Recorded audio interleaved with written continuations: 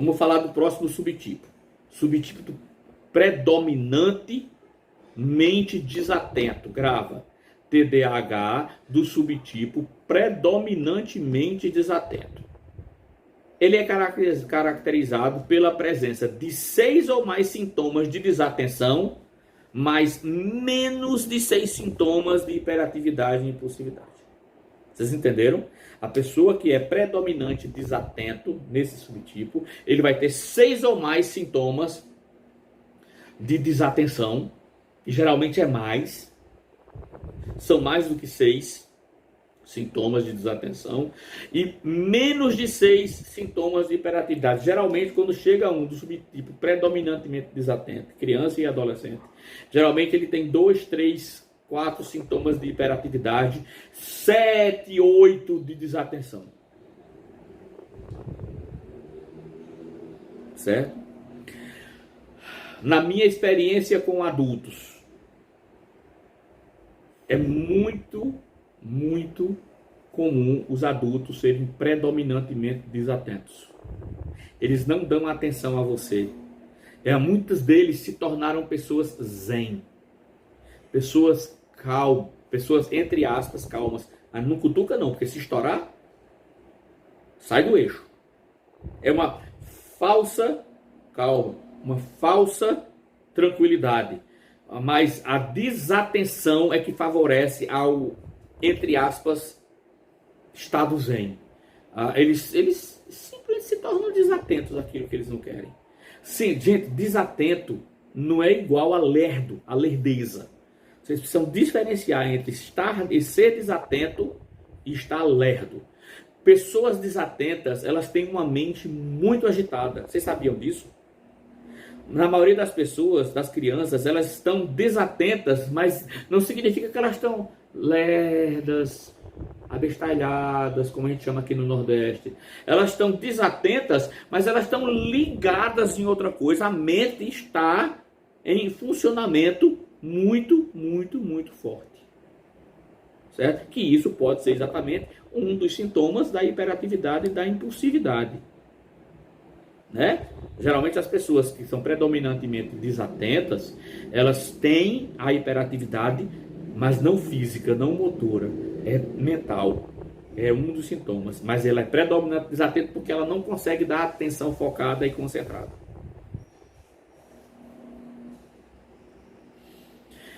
Deixa eu só dizer aqui, essas pessoas predominantes desatentas, quando elas são crianças e elas compõem uma minoria assim, geralmente as pessoas jamais imaginam que ela tem TDAH, acha só que ela é lentinha.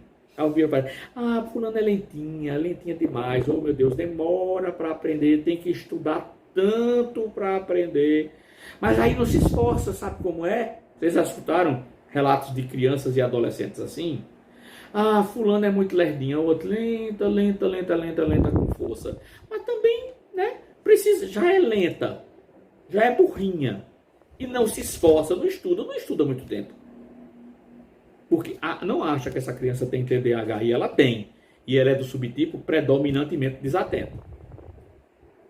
Vocês percebem que não dá para fazer um processo de intervenção para uma pessoa que é do subtipo combinado, para ser igual a uma pessoa do subtipo predominantemente desatento. É totalmente diferente a intervenção psicológica.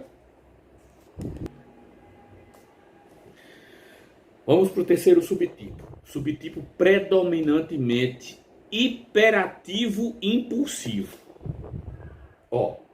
Subtipo predominantemente hiperativo impulsivo. É o TDAH do subtipo predominantemente hiperativo impulsivo. Ela é caracterizada pela presença de 6 ou mais sintomas de hiperativo e impulsividade e menos de 6 sintomas de desatenção. É o contrário do desatento. Vocês estão entendendo? Então, a gente está falando do subtipo predominantemente hiperativo e impulsivo. E observe que aqui fala hiperativo e impulsivo. Então aqui há uma impulsividade muito grande. A criança e o adolescente que tem o subtipo predominantemente hiperativo e impulsivo, essa criança ela vai ter alguns comportamentos de responder, de falar alto, de confrontar, afrontar, uma agitação motora e cognitiva muito acentuada, muito acentuada. É uma criança que não vai parar quieta, é uma criança que ela vai ter muita dificuldade de ficar parada. Ela vai ter uma agitação física e mental muito acentuada. Eu costumo dizer que este subtipo predominantemente hiperativo impulsivo, para os pais que estão com a criança na infância e na adolescência, esse aqui, os pais realmente precisam ter uma estrutura e uma resiliência emocional muito forte. Dessas crianças, elas recebem muita reclamação na escola. São crianças que vão ficar em recuperação, em recuperação, ir para o conselho de classe para passar, vão reprovar, vão sair da sala a todo momento para ir ao banheiro, para voltar, para tomar água, para voltar. Isso aqui, e lembre, isso é neuroquímico, viu, gente? Precisa intervenção medicamentosa. Quais são as principais dificuldades das pessoas com TDAH? Primeiro, iniciar tarefas se forem desinteressantes. Vocês entenderam aí? Se forem desinteressantes. Os pais e as mães que estão aqui vão me dizer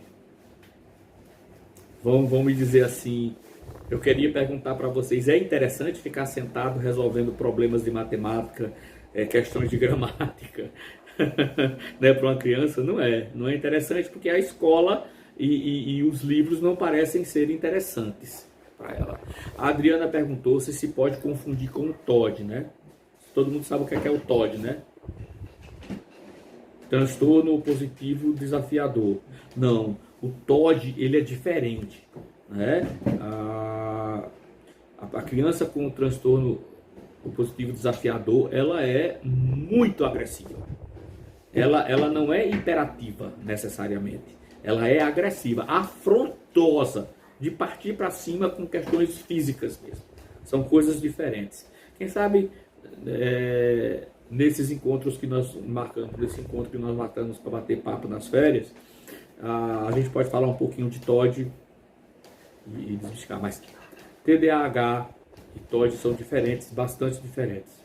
Vamos lá. Então, as principais dificuldades: iniciar tarefas se forem desinteressantes. Esse é um ponto que você pode observar. Estabelecimento de escala de prioridades. Presta atenção.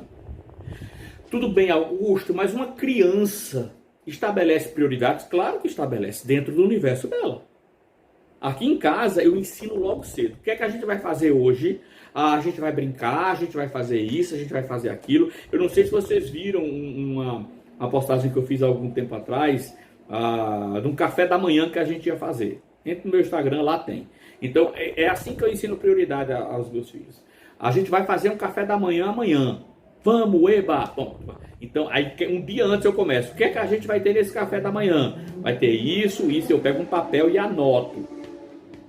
E depois do café da manhã, vai ter isso.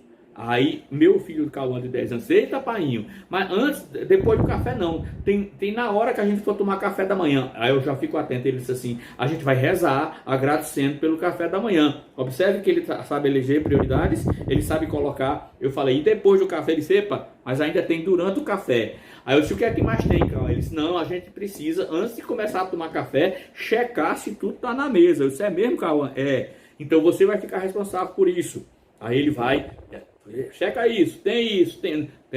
Isso a gente cria na criança uma escala de prioridades, ensinando ele a listar e a seguir etapas ele vai entender o que é primordial. Por quê? Não, então no café da manhã a gente vai ter chocolate, a gente vai ter leite com Nescau, leite com Quick, vai ter suco de laranja, vai ter... Não, qual é a prioridade? Não é café da manhã? Vocês entendem como é que funciona? Fazendo a lista, eu vou ensinar ele a planejar.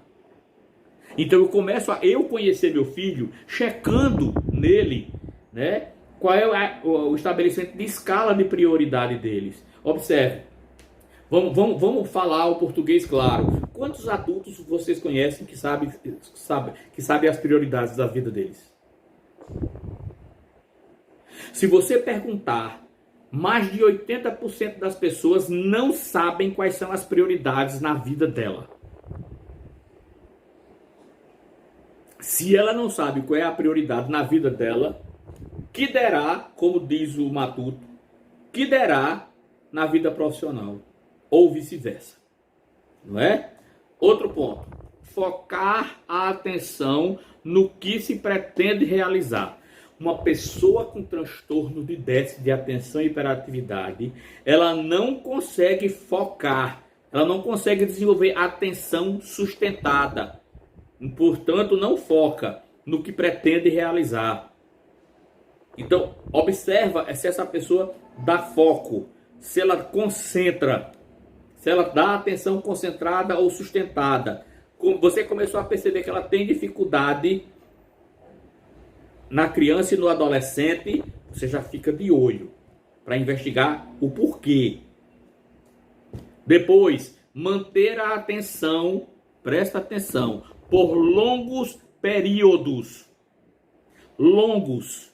Nós, seres humanos, meu povo, nós temos a capacidade de manter a atenção sustentada ou atenção concentrada, esses dois tipos de atenção. Se nós não tivermos TDAH, ela está à nossa disposição e nós podemos manter essa atenção por longos períodos. É claro que nós precisamos aprender a ir aumentando este tempo. É aí que uma boa intervenção psicológica ou neuropsicológica vai ajudar você a traçar condições para que você vá aumentando. Eu aprendi isso com o meu psicólogo chamado Dr. Zaldo Rocha. Eu sou grato a ele pro resto da vida. Ele começou a me ensinar a manter a atenção por 20 minutos. Comecei com 12 minutos, estendi para 20, estendi para 25. Em um ano eu conseguia dar 1 hora. Gente, 1 hora focado é muita coisa, não é não? Concordam comigo? 1 hora de estudo focado é muita coisa. Hoje em dia, gente, lógico que eu estou com 57 anos, mas eu consigo dar 6 horas de foco. Sento e eu dou 6 horas de foco. Dou 3 horas, levanto, tomo uma água, vou ao banheiro, volto e dou umas 3 horas sem sacrifício. Se eu forçar, eu chego a 7. Aqui em casa o pessoal morre de rir. Porque diz que quando eu pego meu computador, que eu sento na cadeira do papai, na sala, o Benjamin e Cauã correndo para um lado para o outro, a televisão ligada no volume alto, minha mãe conversando, e eu tô lá, focado, estudando, a ponto de você me chamar e eu não responder. Agora, isso não foi do dia para a noite. Então, manter a atenção por longos períodos. Nós precisamos entender que é natural do ser humano conseguir manter a atenção por longos períodos. Parece que eu estou falando uma coisa absurda, não parece, gente? Porque é tão difícil você encontrar pessoas que mantêm a atenção por longos períodos, não é? Mas isso é natural, viu? Nós precisamos desenvolver.